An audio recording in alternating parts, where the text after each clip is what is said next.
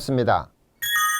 오늘은 예고해 드린 대로 형사소송법 제220조 요급처분과 관련돼서 최근에 대법원 판례가 나왔는데 이 부분을 심도 있게 분석하도록 하겠습니다. 실무적으로도 굉장히 중요한 판례라고 평가받고 있고요. 여기에 대해서 논란이 적지 않습니다. 따라서 한 번도 여러분들이 이와 관련된 부분을 이야기를 별로 들어보지 못했거나 교재에도 잘 소개되어 있지 않습니다. 그럼에도 불구하고 대법원 판례가 나왔기 때문에 이 부분을 잘 분석해서 우리가 잘 흡수하면 되겠다라고 하는 것입니다. 진짜 적지 않은 논란이 있죠. 형사소송법 220조는 바로 요급, 급속을 유효하는 경우에는 특칙을 만들어 두었어요. 우리가 원래 압수수색 검증을 할 때는 참여자의 어떻게 해요? 그렇죠. 우리가 주거주 등 참여자를 참여시킨 상태에서 원칙적으로 야간의 집행을 제한하고 있습니다. 그런데 그 부분을 해제시켜 주는 것이 220조거든요. 그 말은 무슨 말이냐면 주거주 등 참여 없이 야간에도 집행할 수 있다. 그게 지금 특칙이란 말이에요. 그렇다면 이와 관련돼서 실제로 여러분들이 야간 압수 자체가 위협한지 여부를 살펴보고 그 위협한 경우를 나중에 영장을 받으면 치유될 수 있는지, 치유가 안 되더라도 그 증거 능력은 그러면 반드시 부정해야 되는지, 이런 부분들을 세 가지 큰 쟁점이 있습니다. 이 부분을 사례를 통해서 한번 살펴보고 진행하도록 하겠습니다. 실제로 이거는 대법원 판례에서 나타난 바의 부분을 요약해서 사례로 만드는 것입니다. 자, 주체는 당연히 여러분이 수사의 주체는 검사 또는 사법경찰관이죠. 누가? 경찰관들이. 그렇죠? 누구를? 그렇죠. 피의자 갑을요. 어떻게 했냐면 긴급 체포를 했습니다. 자, 영장 없는 긴급 체포를 했죠. 이 과정에서 뭘 했냐면 무영장 압수를 했습니다. 자, 이 부분은 여러분들이 지금까지 저와 함께 공부를 해봤을 때 어떻게 기억이 나나요?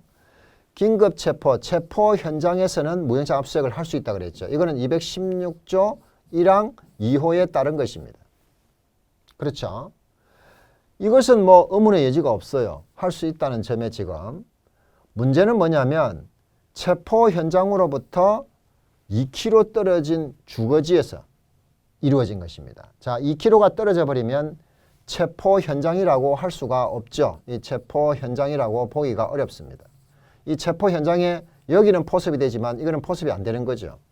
자, 안 됐을 때 여러분들이 특히나 다른 체포도 아니고 긴급 체포의 경우에서만큼은 217조 1항이 적용될 여지가 있는 것이죠. 맞지요? 자, 그러면 체포 현장으로부터 2km 떨어진 피고인의 주거지에서 증거물을 찾아가지고 압수를 했죠. 이 압수도 무영장 압수를 한 것입니다. 그렇기 때문에 그 뒤에 보면 법원으로부터 지체 없이 사후 압수수색 영장을 받았다. 이런 말이 나오고 있는 것이죠. 여러분들이 잘 아시다시피 216조 1항 2호든 217조든 간에 여러분들이 압수를 계속할 필요가 있다면 사후에 여러분들이 지체 없이 영장을 받도록끔 되어 있는 것이죠. 그래서 이 부분을 이행하고 있는 것입니다. 자, 이것만 보면 여러분들이 금방 어떤 생각이 들어요? 그렇죠?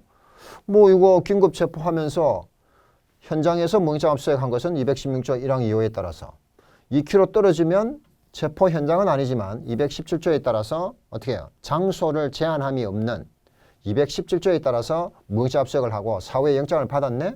뭐 별 문제가 뭐 있어? 뭐 아무것도 문제 없잖아. 뭐 이렇게 생각이 들죠. 실제로 이 대법원 판례와 관련돼서도 당사자인 검사도 피고인 쪽도 그 변호인들도 이 부분에 대해서 주장을 못했습니다. 법원도 판단하지 못했습니다. 뭐가 주쟁점이었을까 생각해보면 요 사안에서 적법하게 압수된 거냐 이걸 하나 묻고 있죠. 지금 요 첫 번째 묻고 있습니다. 그리고 만약에 이것이 유죄의 증거로 쓸 수 있느냐 요게 두 번째인데요. 요 양대 축을 이루는 거죠. 요게 핵심 쟁점입니다. 적법하게 만약에 압수됐다는 결론이 떨어지면 유죄의 증거로 쓴다는데 큰 의문이 없어요. 그러면 이것이 적법하게 압수됐는지 여부를 살펴봐야 될 거 아니에요. 그러면 왜 적법하게 압수됐는지를 물어보고 있는 이유를 살펴봐야 되겠죠. 자, 여기서 여러분 217조 1항과 관련돼서 진행되는데요. 요것의 차이점은 220조에 있다는 거예요. 220조에. 이 요급 처분과 관련된 부분이에요. 이 요급 처분이라는 거는 제가 아까 말씀드린 것처럼 주거주 등 참여와 관련된 123조 2항, 그 다음에 야간을 집행을 제한하는 125조, 요 두 개 조항의 적용을 요하지 않는 게 바로 요 220조의 요급 처분입니다. 그런데 여기에 적용을 갖다가 우리가 법조문을 살펴보면 어느 경우에만 되느냐면 216조의 경우에만 어떻게 해요? 이런 특례의 규정을 주고 있는 거예요. 그 말은 반대 해석을 해보면 217조의 경우에는 이 요급 처분이 적용이 안 된다고 보여지는 거죠. 그렇다면 지금 이 사안은 217조에 의해서 체포 현장에서 무인자 압수수색을 하고 있는 거잖아요. 장소 제한이 없는. 그렇죠? 그래서 이 경우에는 이것의 특례가 어떻게 해요? 적용이 안 되는 거예요. 적용이 안 되면 어떻게 해야 되는 거죠? 참여시킨 상태에서 야간에 집행하면 안 된다. 요래 가야 되는 거예요. 요 규정의 특례 규정을 적용을 못 받기 때문이죠. 그렇다면 이 경우에 야간에 집행을 못 하죠. 그런데 시간을 한번 볼까요? 8시 20분이 되었고 4분 뒤에 어떻게 해요? 이것이 이루어진 거예요, 지금. 자, 그러면 시간은 언제 이루어졌죠? 8시 24분입니다. 여러분들이 8시 24분이면 실질적으로 일몰 후가 되는 것이죠. 여러분이 야간이라는 것은 어떻게 보는 거죠? 일몰, 일출 전, 일몰 후. 이렇게 되는 거잖아요. 이거는 지금 일몰 후예요, 지금. 일출하기 전이죠. 그러니까 요거는 야간이에요, 지금. 야간에 이루어졌죠. 자, 그러면 아까 제가 말씀드린 것처럼 217조의 경우에는 이 요급 처분이 작동이 안 된다면 야간에 집행을 제한당해야 된단 말이에요. 그런데 이거는 야간에 이루어졌죠. 그래서 이게 지금 적법하냐 이렇게 물어보는 거예요. 그러면 여기서 여러분들이 생각해 봐야 될 거는 뭘까라고 하는 거죠. 220조의 적용 범위를 미안하지만은 자세히 살펴봐야 되겠다라고 하는 것입니다. 그래서 법 조문을 보실 필요가 있어요. 굉장히 실무에서 중요한 내용입니다. 누구도 설명을 하지 않죠? 보시겠습니다. 우리가 원칙 규정이 강제 수사를 할 때 체포, 구속뿐만 아니라 압수수색이라는 대물적 강제 수사가 있는데 이 압수수색 검증과 관련돼서는 요게 있어요. 뭐가 있느냐면 여기에 영장에 의해서 하라. 그래서 원칙인 거예요. 물론 영장만 받아가 되는 건 아니고 거기에 보면 범죄 수사에 필요해야 되고 죄를 범할 때 의심한 정황이 있어야 되고 관계가 있어야 된다. 요 세 가지입니다. 요 세 가지 관계의 요건을 충족했을 때 영장을 받아서 하는 것을 원칙으로 보는 거예요. 그런데 여기에 대해서 예외 규정이 있다는 겁니다. 그 예외 규정이 바로 뭐냐면 216조, 바로 그것이 무영장 압수수색을 허용하고 있는 거죠. 아까 우리 사례에서 봤는데 216조 1항 2호와 관련돼서 체포 현장에서는 무영장 압수수색 검증을 할 수 있도록 되어 있죠. 왜요? 여기 우리 체포와 관련돼서 200조의 3이 긴급체포거든요. 그러니까 아까 우리 경찰관이 어떻게 했어요? 긴급체포 규정에서 피의자를 체포했죠. 자, 필요하다면 영장 없이 뭐 할 수 있어요? 다음 처분을 할 수 있는데 그 처분이 바로 체포 현장에서 무영장 압수수색을 한 것이다. 그 말입니다. 요때도 봐보시면 여기에 217조 2항을 한번 봐보시면 216조 1항 2호의 경우에도 압수를 계속해야 될 필요가 있다. 압수한 물건을 계속 압수할 필요가 있다라고 하면은 지체 없이 영장을 청구했고 우리 사안에서 지체 없이 청구해가지고 영장을 받았다. 이렇게 보여지는 거죠. 자, 문제는 아까 우리가 체포 현장이 아니라 그로부터 한 2km 떨어진 곳이에요. 자, 이때는 200조의 3 규정에 따라 체포된 자, 이 긴급 체포된 자죠. 여기 긴급 체포된 자입니다. 요거는 여러분들 여기서 보는 통상 체포, 영장에 의한 체포죠. 긴급 체포, 그 다음에 요거는 현행범 체포, 이렇게 돼 있어요. 근데 여기서 오는 거는 뭐가 빠졌죠? 그렇죠. 통상 체포 빠졌고, 그 다음에 현행범 체포 빠졌고, 구속 빠졌죠. 뭐만 되는 거죠? 긴급체포만 여기에 포함되는 것입니다. 그 다음에 긴급체포된 케이스니까 체포하려는 자는 안 되는 거죠. 그렇죠? 그 다음에 이 사람이 소유, 소지, 보관하는 물건에만 한한다라고 하는 것입니다. 그러니까 이 사람이 소유하고 있는 것이라면 제3자가 가지고 있는 것도 상관이 없죠. 그 다음에 이 사람이 자기 것이 아니라 하더라도 이 사람이 소지 보관하고 있으면 그 대상이 된다. 이렇게 보시면 되겠습니다. 물론 요 긴급 체포를 하고 나면은 보통 뒤에 구속하고자 할 때는 구속영장을 청구하거든요. 요것에 의해서 발부받는 것과 관계없이 별도로 요거는 뭐가 있어야 되느냐면 긴급히 압수할 필요가 있어야 될 때 요거를 가능하게 하고 있습니다. 자, 이렇게 했을 때는 시간을 제한하고 있죠. 체포한 때로부터 24시간 이내만 할 수 있도록 시간을 제한하고 있습니다. 어디를 보더라도 여기에 뭐가 없죠? 그렇죠. 장소 제한이 없습니다. 그래서 아까 우리가 2km 떨어진 곳에서도 가능하다 이런 뜻으로 여러분들이 이해해 주시면 되겠습니다.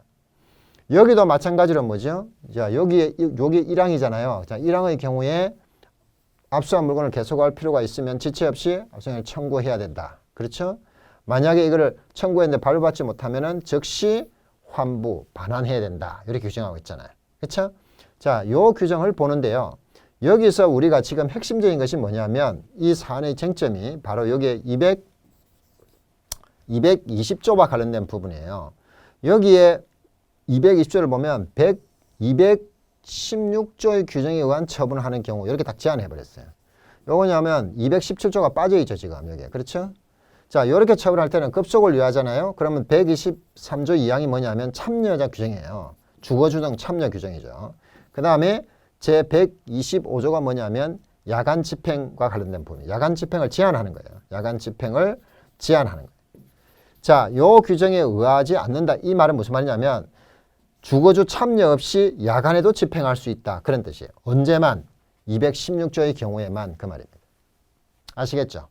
그러면 요거를 125조를 왜 여기다 조문을 하나 적어놨냐면 일출전 일모로 여기 야간이에요. 야간에 여러분들이 그 영장에다가 야간 집행을 할 수 있는 기재가 없으면 이렇게 돼 있잖아요. 그러니까 그건 기재가 있느냐 없느냐 하는 건데 요 기재가 있으면 몰라도 기재가 없으면 어떻게 해야 된다는 거예요. 영장 집행하기 위해서 어떻게 해요?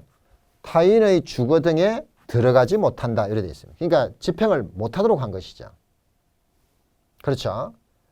자, 그러면 기재가 없으면 못한다고 되어 있는데 여기서 주의해야 될 것이 한 가지가 있습니다. 어떤 내용이냐면 잘 보세요. 잘 보세요.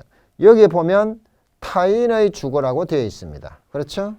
자, 그러면 야간에는 못 들어간다. 그 집행을 하지 말라는 거죠. 그러면 217조의 경우에는 여기에 의해서 무행청 압수수색이 이루어질 때는 야간에 집행하지 마세요. 그 말입니다. 그러면 아까 그 사안의 경우에는 어땠습니까? 그렇죠. 이 부분의 조문 해석이죠.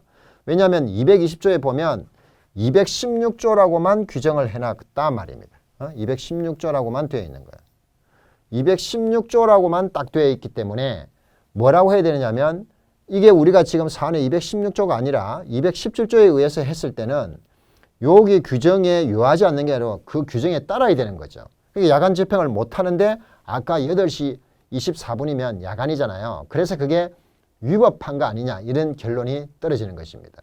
물론 여기에 소수 견해가 있긴 있어요. 왜냐하면 216조라고 되어 있어도 217조의 경우에도 긴급히 압수해야 될 필요성이 있는 거 아니냐. 그러니까 없어도 있다고 하고 유추 적용을 하면 된다. 이런 이제 견해가 나오는 거죠. 그런 견해는 소수 견해입니다.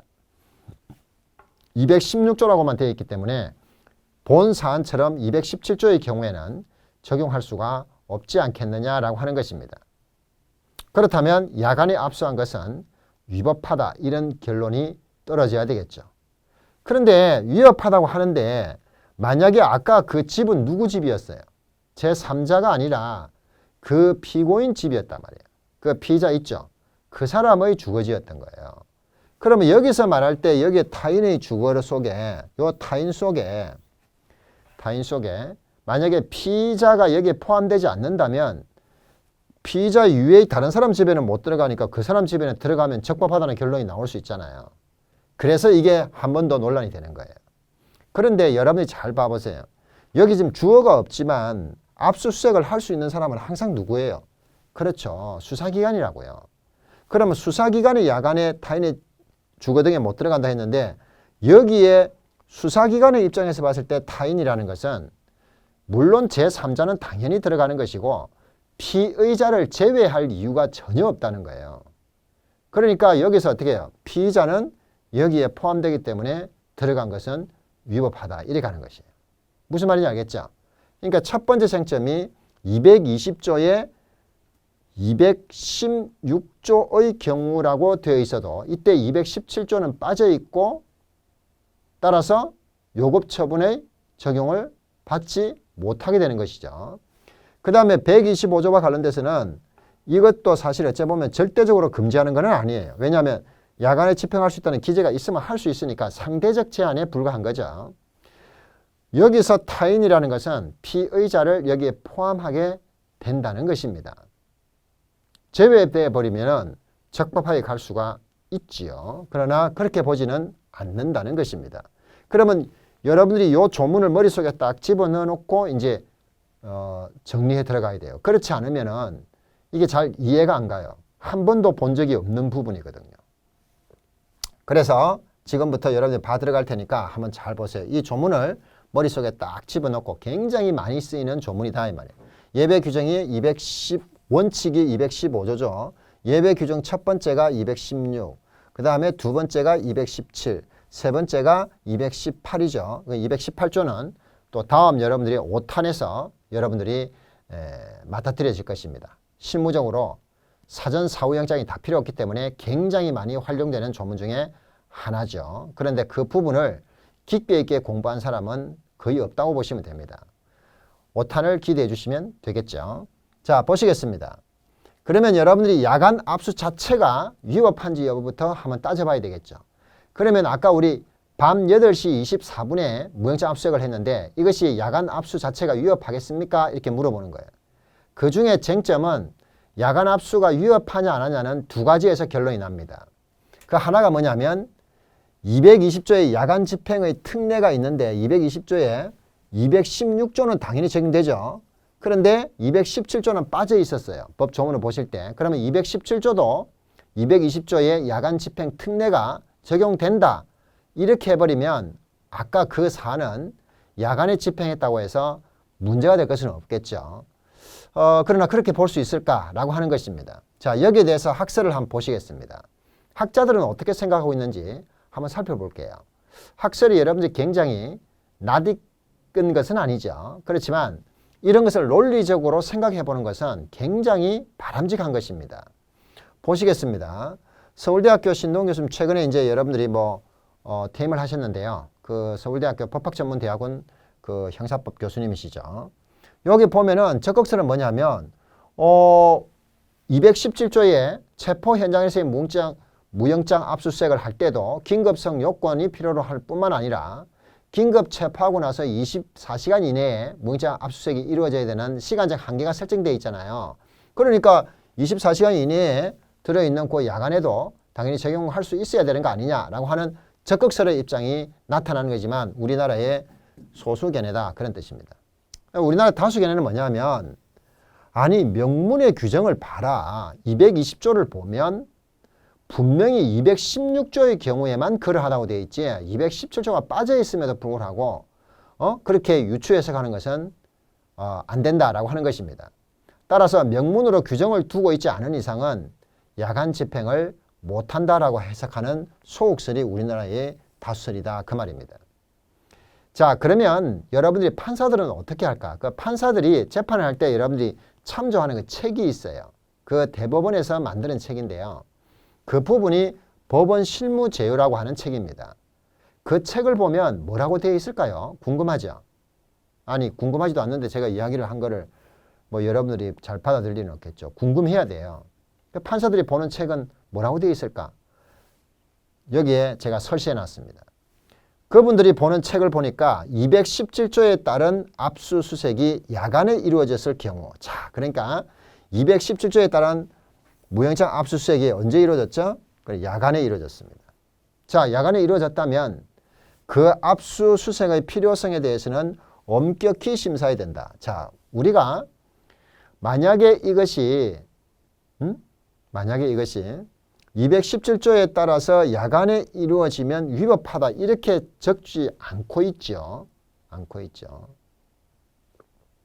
그렇게 적고 있지는 않지만 이렇게 해석할 여지가 있다는 거죠. 217조에 따라서는 우리나라 다수설처럼 야간에 집행하면 안 된다. 이런 거를 깔고 안 되는데 야간에 만약에 했다면 그 경우에는 그 압수수색을 해야 될 필요성에 대해서 매우 엄격하게 심사를 해줘야 된다. 이런 의미로 받아들여질 여지도 있지요. 그렇죠? 그 다음에 압수수색이 야간에 이루어졌을 부분에 대해서 가능할 수 있다는 점을 가능성도 열어놓은 것으로 보여지는 거죠. 자, 그렇다면 이것이 도대체 어떤 의미를 갖는지는 우리 최근에 나온 대법원 판례를 보더라도 이게 상당히 애매합니다. 한번 보시겠습니다. 아까 제가 말씀드린 것처럼 경찰관들이 피고인을 긴급 체포하면서 2km 떨어진 곳에서 피고인의 주거지에서 메스암페타민을 압수하고 사후영장을 받은 사안에서 뭐라고 판시하고 있는지 한번 보실래요? 여기서 보시면 안 된다라고 하면은 이거 위법하다 이렇게 결론이 나와야 될 거 아니에요. 그런데 여기 뭐라고 하고 있죠? 예, 수사에 필요한 범위 내의 것으로 적법하게 압수되었다. 이렇게 판시하고 있죠. 2017년도 9월 달에 나온 판례를 보시면 여기서 적법하다는 말이 나와요. 자, 이 적법하다는 말이 여러분들이 매우 조심해야 될 것이 적법하니까 바로 적극서를 취했다. 이렇게 보기는 어려워요. 왜냐하면 이것이 217조가 220조에도 그대로 준용하고 있어서 이런 결론이 나왔는지 소극적인 견해를 취하고 있음에도 불구하고 다른 이유 때문에 적법하다고 한 것인지는 이 사안에서 분명하지가 않기 때문이죠. 일단 여러분들이 판례는 적법하다는 결론이 떨어졌다 하더라도 이것은 여기에서 217조가 막바로 유추 적용이 된다라고 하는 적극서를 취했다고 단정할 수는 없다는 뜻입니다. 그거는 점점 여러분들이 공부를 해가시면 이해할 수 있을 거예요. 자, 제 개인적으로는 여기 다수설이 타당하지 않겠느냐. 왜냐하면 216조만 딱 못 박아놨는데 거기에 규정도 없는 217조를 적용함으로써 이렇게 그렇죠. 확대해서 해석할 수 있을는지는 다소 의문이 있다. 적극서처럼 해석하려고 하면은 입법을 그렇게 해야 되는 것이지 해석론상으로는 무리가 아니겠느냐라는 생각이 든다. 이런 뜻입니다. 따라서 야간에 집행을 하면 217조에 긴급체포하고 거기에 소유, 소지, 보관 물건에 대해서 24시간 이내에 이루어지는 경우에 야간에 이루어지면 일단 이런 위법하다 이렇게 결론을 내는 다수설이 타당하지 않겠느냐라고 하는 것입니다. 자, 그래서 제가 여러분들이 논리를 전개해 보는 겁니다. 원래 217조가 긴급체포 그 자체만 보면은 영장주의 예외예요.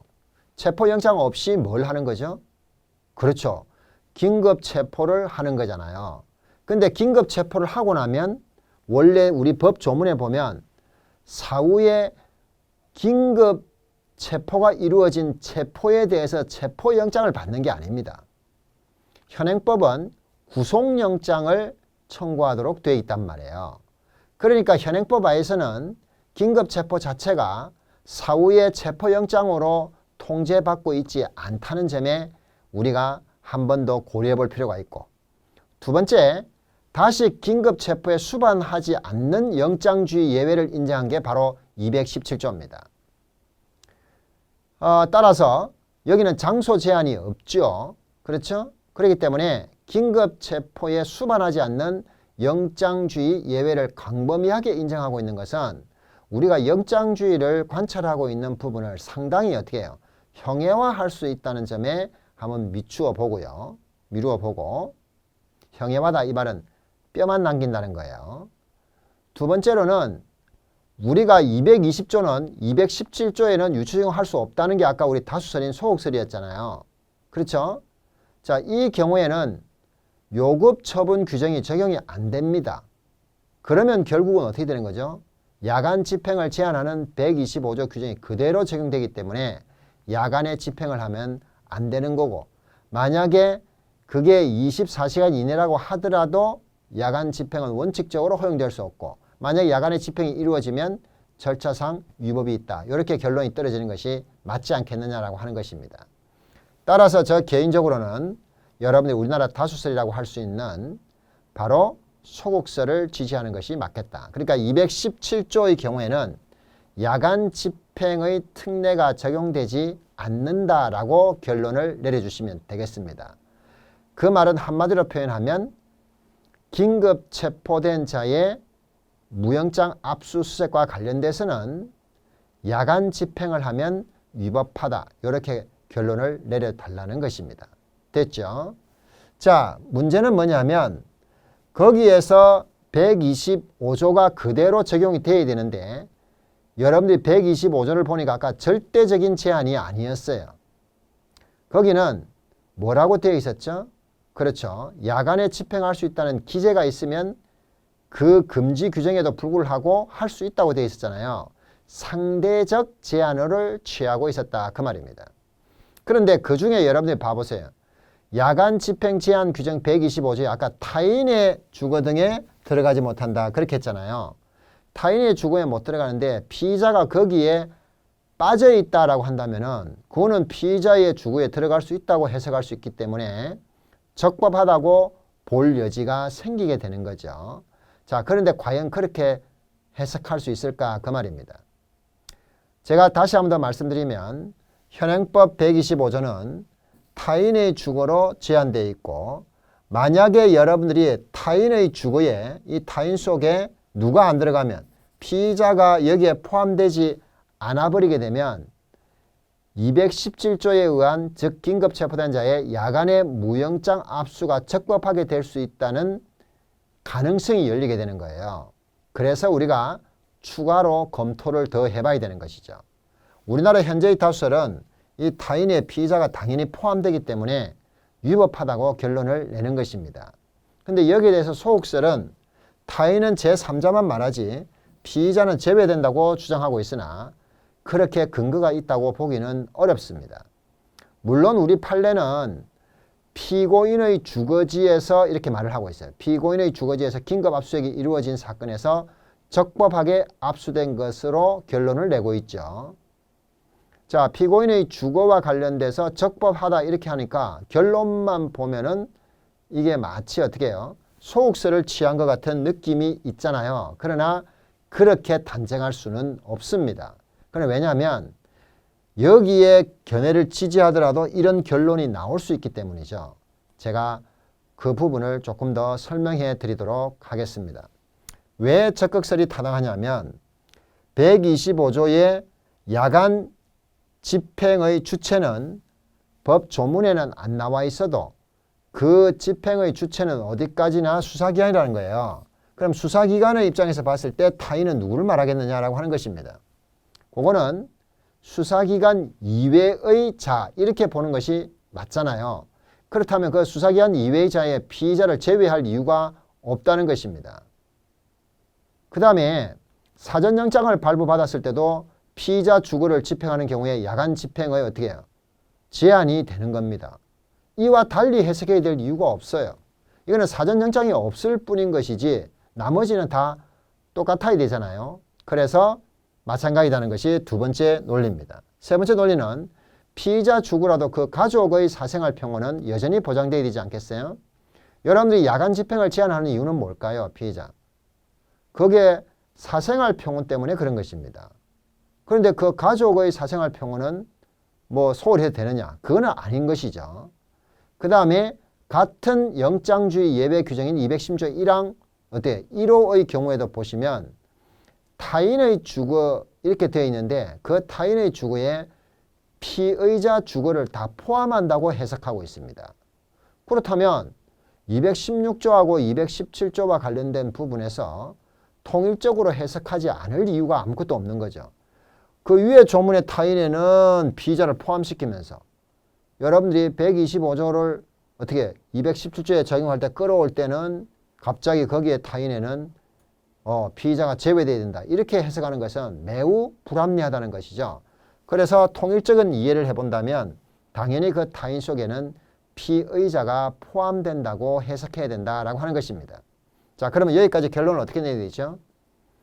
217조에 의해서 무형식 압수수색을 할 때는 야간에 집행하면 위법하죠. 거기에 타인의 주거라고 할 때는 피의자가 제외될 이유가 없는 것이죠. 따라서 피의자 집이라고 하더라도 달리 해석할 이유는 없다는 것입니다. 무슨 말인지 알겠죠? 거기까지입니다. 자, 그러면 일단 이제 위법하다는 결론이 떨어졌죠.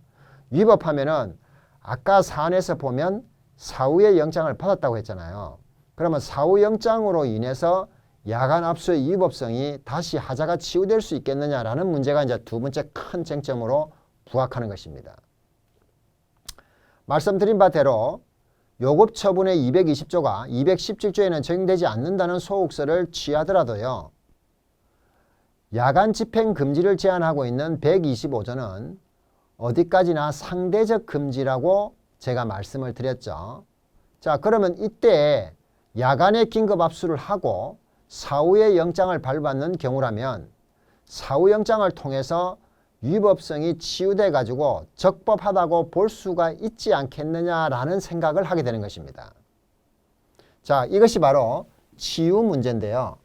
무엇 때문에 치유가 되는 거죠? 사후 영장을 받으면 치유가 되겠느냐, 그걸 묻고 있는 거잖아요. 그럼 치유가 된다라고 하는 것이 현재 우리나라의 다수설적인 입장이다. 요거는 법관이 사후에 영장을 발부했다는 것은 법관이 사후에 추인으로 봐가지고 위법성이 치유될 수 있다. 그래서 적법하다. 이런 결론이 나올 수 있다는 거예요. 그런데 여기에 대해 소수 견해는 210조에 제외되어 있을 뿐만 아니라 발부된 영장이 하자를 치유하는 힘은 없다. 이렇게 보는 겁니다. 우리 판례, 아까 그 판례를 다시 들고 왔죠. 여기 봐보시면 적법하다는 결론을 내고 있는데 결론에 있어서만큼은 분명히 어떻게 해요? 위법하지만 위법성이 치유될 수 있는 사후 영장을 받았죠. 자, 이 경우에 어떻게 해요? 적법하다라고 결론을 떨어뜨리고 있는데 왜 그러냐면 여기에 사후의 영장을 받았단 말이에요. 그렇기 때문에 이 결론에 있어서 보면 적어도 사후 추인을 허용하는 긍정서를 취한 것으로 볼 여지가 분명히 있는 것이죠. 자, 그러면 만약에 여러분들이 위법하지만 사후 영장을 받았다면 치유될 수 있다. 이렇게 하면 결국은 치유되어서 적법하다. 이런 결론이 나올 수 있다는 거예요. 무슨 말인지 알겠죠? 이 부분과 관련된 부분도 제가 검토를 한번 해봤습니다. 여러분들이 이 검토는 뭐 시험에 나오는 건 아니고 우리가 논리적으로 사람이 자신의 토론과 관련돼서 논리를 펴가지고 상대방을 설득해야 됩니다. 그래서 형사소송법 217조에서 부득이한 경우에 보면 야간 압수수색을 집행할 필요성을 부정할 수만은 없다는 거예요. 왜냐하면 217조도 분명히 야간에라도 집행해야 될 필요성은 있는 거죠. 두 번째로 보면 요급 처분 규정은 제가 볼 때는 실체적 요건이라기보다는 절차적 요건에 불과하다는 거예요. 그렇다면 여러분들이 125조의 절차 규정 자체가 원칙적으로만 야간 집행을 제한하고 있을 뿐이지 절대적으로 야간에는 절대 금지된다. 이런 것이 아니라는 점이에요. 세 번째는 긴급 집행의 경우에 사전에 영장을 집행할 수 있다는 기재를 받는 것 자체가 처음부터 불가능해요. 그럼 왜 그러냐면 사전에 영장을 받을 때 거기에 야간에 집행할 수 있다는 기재를 적을 수 있는 것이지 이거는 먼저 하고 나중에 영장을 받는 거잖아요. 그러니까 처음에 받는 것은 처음부터 불가능해요. 그렇기 때문에 사후에는 받을 수 있죠. 그래서 사후에 영장심사를 통해서 야간 집행이 허용될 수밖에 없는 구조다 이 말입니다. 그렇다면 거기에 기재가 되면 치유가 된다고 볼 여지가 생기게 되는 거죠. 그래서 사후 영장에 야간 집행이 가능하다는 취지가 기재가 된다면 이를 두고 반드시 위법이라고 단정할 필요는 없다는 것입니다. 자, 검토는 결국 어느 쪽으로 흘러가고 있죠? 치유를 할 수 있다는 쪽으로 흘러가고 있는 것이죠. 우리 실무도 크게 다르지 않은 것이 아닐까라는 생각이 듭니다. 자, 그러면 치유가 안 된다고 끝까지 고집하게 된다면, 그럼 치유가 돼버리면 이거는 위법성이 치유가 되기 때문에 증거 능력을 어떻게 해요? 당연히 부여해야 되겠죠. 자격을 부여해야 되겠죠. 증거를 쓸 수 있는 자격을 부여해야 됩니다. 부여해야 됩니다. 자, 그렇다면 증거 능력이 부여되죠. 그런데 아까 우리 안 된다, 치유가 안 된다라고 하는 견해에 의하면 그러면 이 경우에 적법하다는 판례를 절대 설명할 수가 없는 것이냐, 증거로 절대로 못 써야 되느냐, 뭐 이런 문제가 이제 발생하는 거죠. 그래서 세 번째, 긴급 압수물의 증거 능력 인정 문제는 별개의 문제다라고 하는 것입니다. 왜 그러냐면 우리가 아까 하자가 치유되어 버린다라고 하면, 자, 이거 봐보세요. 처음에 야간 집행을 우리가 할 수 있다, 야간 집행을 할 수 있느냐 없느냐, 요거였죠. 우리 아까 할 수 있다는 것은 유추 적용을 해가 할 수 있다는 견해가 소수설이죠. 오히려 요거는 우리나라 다수설이단 말이에요. 그러니까 야간 집행이 안 된다 이렇게 하면은 안 되는데 사후영장을 받으면 치유가 되느냐라고 했을 때는 치유가 된다 안 된다가 있는데 치유가 된다가 오히려 다수설이라고 그랬죠. 그러나 치유가 안 된다고 하더라도 여기에 증거 능력이 있느냐 문제는 다시 따져봐야 된다는 것이에요. 그래서 이 세 가지 쟁점이 나오는 거예요, 지금. 제가 여기 말씀드린 것처럼 야간 집행을 할 수 없다는 소극적인 입장을 취하고 그 다음에 하자 치유까지 인정되지 않는다고 하는 그 소설을 지지하게 된다면 이 말입니다. 우리는 하자가 치유된다고 봤죠. 그러나 하자가 치유가 인정되지 않는다면 증거 능력은 없다 이렇게 가는 것이 논리적이 맞죠. 그렇지만 반드시 그런 결론에 도달해야 되는 것은 아닙니다. 증거 능력이 있다고도 갈 수 있어요. 그럼 왜 그러냐면 판례 때문에 그러한 것이죠. 판례 때문에 그러한 것입니다. 자, 그렇다면 이거는 왜 그러냐면 판례를 한번 잘 봐보세요. 판례는 여러분들이 308조의 2와 관련돼서 위법 수집 증거 배제 법칙을 명문화시켜 놨단 말이에요. 적법한 절차에 따르지 않고 수집한 증거는 증거로 하지 못한다 이렇게 규정을 했거든요. 그렇다면 이 판례와 관련된 부분은 원칙적으로 배제를 하는 것을 거기다가 기재해 두었다는 거예요. 이 위법 수입 증거 배제 법칙은 진술 증거든 비진술 증거든 따지지 않습니다. 그런데 예외적으로는 허용될 수 있음을 판례가 확립하고 있습니다. 자, 보시겠습니다. 언제 예외가 발생하느냐면 요 두 가지 요건을 충족한 경우입니다. 요 두 가지가 전부 다 충족이 돼야 돼요. 첫 번째가 뭐냐면 예외적으로 수사기관의 절차 위반 행위가 적법 절차의 실질적 내용을 침해하는 경우가 아니어야 된다는 거예요. 그 적법 절차의 실질적 내용을 침해하면 안 되겠죠. 적법한 절차의 실질적 내용을 침해하는 경우가 아니고 그 다음에 두 번째가 뭐냐면 그렇죠. 이것을 증거 능력을 배제하는 것 자체가 사법 정의에 반하는 결과를 가져온다는 거죠. 그러니까 오히려 써야 된다는 거죠. 그게 실질적인 내용을 침해하지 않고 그 말입니다. 실질적인 내용을 침해하지 않고 이 말입니다. 그 다음에 오히려 그거를 배제하는 것이야말로 오히려 사법 정의에 반한다는 거죠. 자, 이럴 경우까지 유죄 증거로 못 쓴다고 해야 되겠느냐라고 하는 것입니다. 적법 절차의 실질적 내용을 침해하는 것이 아니고 오히려 배제가 정의에 반하는 경우입니다. 그럴 때는 어떻게 해야 된다? 유죄의 증거로 사용할 수 있다. 이런 결론이 떨어지게 되는 것이죠. 자, 그렇다면 여러분들이 여기서 이 판례를 한번 비교해 보면 이거는 압수와 관련된 그 무영장 압수수색이 위법하냐의 문제와 관계없이 증거 능력은 별도로 판단이 가능하다는 것이죠. 위법하다라고 하면 증거 능력이 없다고 가야 되겠죠. 만약에 위법하더라도 하자가 치유되면 증거 능력이 가진다 이래 가는 거죠. 하자 치유가 안 된다고 주장을 하더라도 우리 판례 입장에 의하면 원칙적으로 배제되지만 예외에 해당하면 허용될 수 있기 때문이죠. 그 예외가 바로 절차의 실질적 내용을 침해하지 않고 증거 능력 배제가 오히려 정의에 반하는 결과를 가져올 수 있다면 이거는 아니라는 거죠. 자, 여기와 관련돼서 검토를 한번 보시겠습니다. 검토를 보시겠습니다. 이 검토와 관련돼서 여러분들이 첫 번째는 뭐냐면 야간 집행 제한이 상대적 제한이라는 점입니다. 요 상대적 제한이라는 거예요. 상대적 제한이라는 거예요.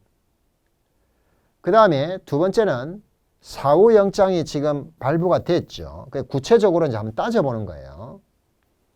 그 다음에 누구 집이었죠? 그것도 적어도 제3자가 아니라 피의자의 집이었다는 거죠. 그것도 여러분 아까 8시 24분이었으니까 10년은 아니죠. 적어도 12시가 넘은 굉장히 깊은 밤은 아니었다는 거죠. 이런 것들을 종합적으로 고려해 본다면 비록 야간 압수수색 자체는 위협하다고 하더라도 예외적으로 그 증거만큼은 어떻게 되는 거예요? 유죄의 인정 증거로 사용될 수 있다고 볼 여지가 생기게 된다는 것이죠. 무슨 말인지 알겠죠? 자, 그렇다면 여러분들은 오늘 여기까지 살펴봄으로써 그 2017년도에 나온 우리 대법원 판례 입장을 완전히 해부하고 분석을 해보았습니다.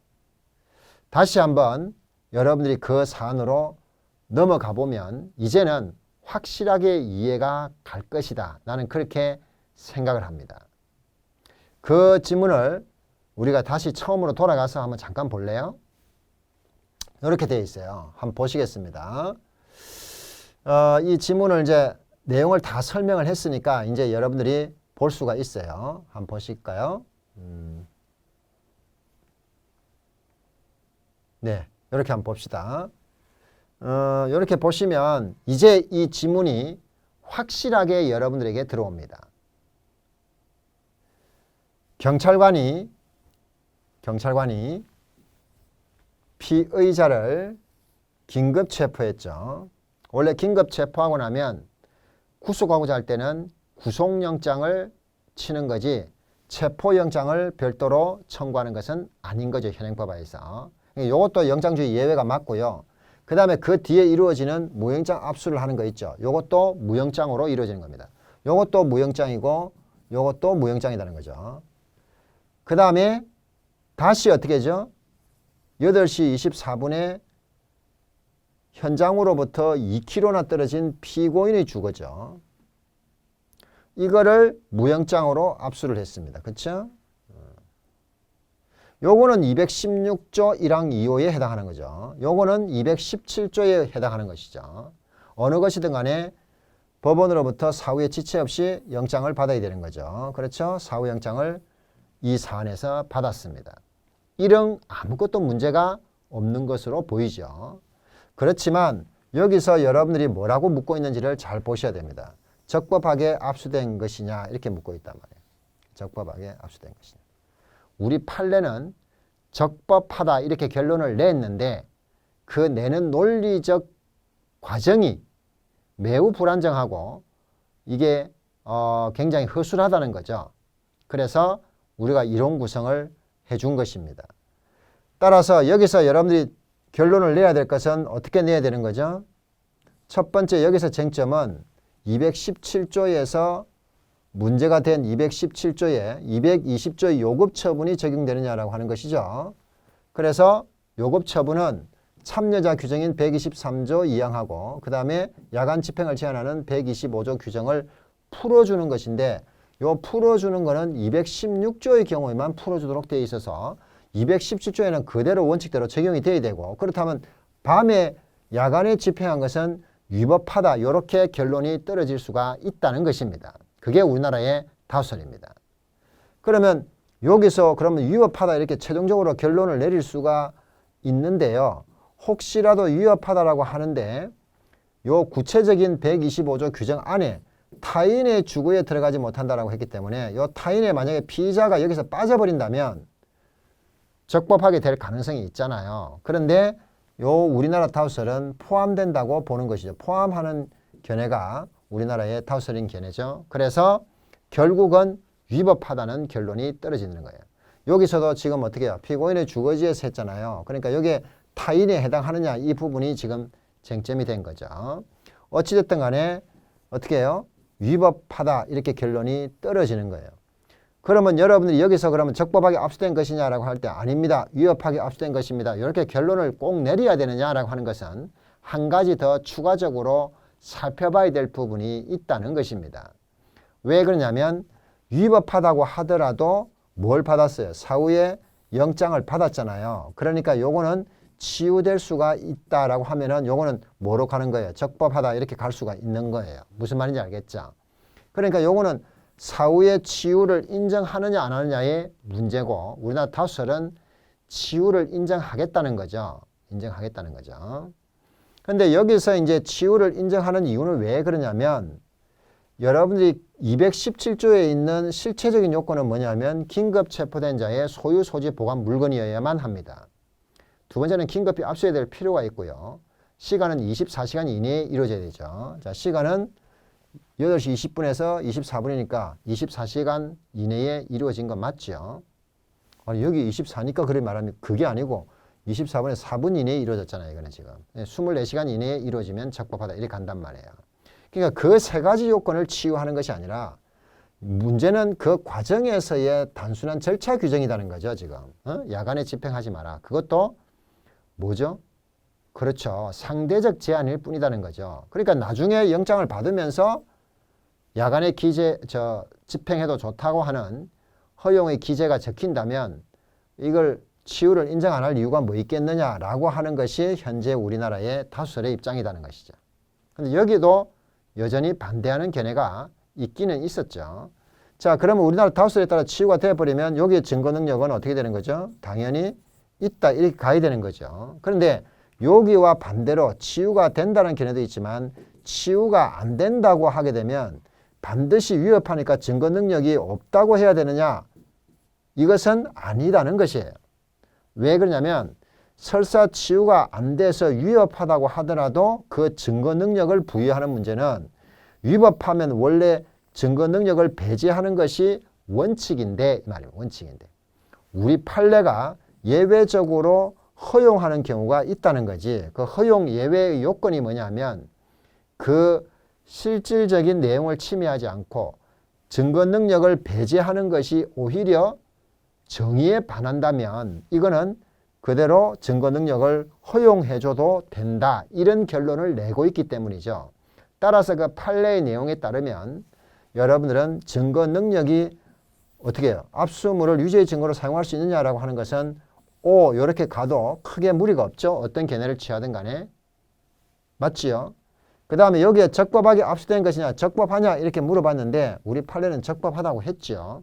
그 적법하다는 말이 처음부터 허용될 수 있다는 뜻인지 위법하지만 치유가 된다는 뜻인지가 분명하게 설치되어 있는 것은 아니지만